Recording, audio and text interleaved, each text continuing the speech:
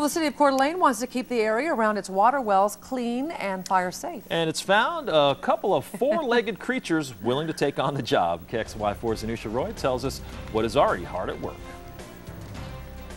They really are quite curious and willing to take a nibble at anything.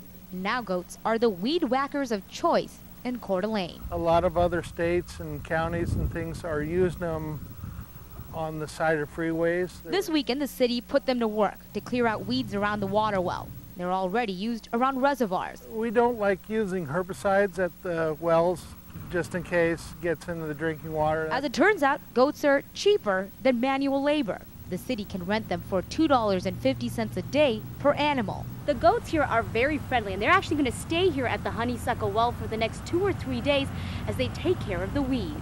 Before they could even start munching this Saturday, the city had to get around a state rule that says livestock has to be at least 50 feet away from water wells. It comes down to what is the risk.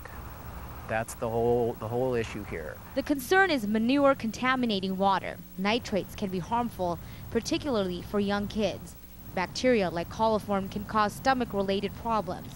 But before making any decisions, DEQ took a look at a city study. The groundwater modeling showed that there just wasn't enough to move down through the root zone. It waived the livestock rule for goats. The animals will only be let loose from Memorial Day to August 31st.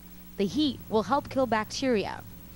Also, the number of goats will be controlled at each site, and they'll only be there for 4 or 5 days at a time. The risk was very low.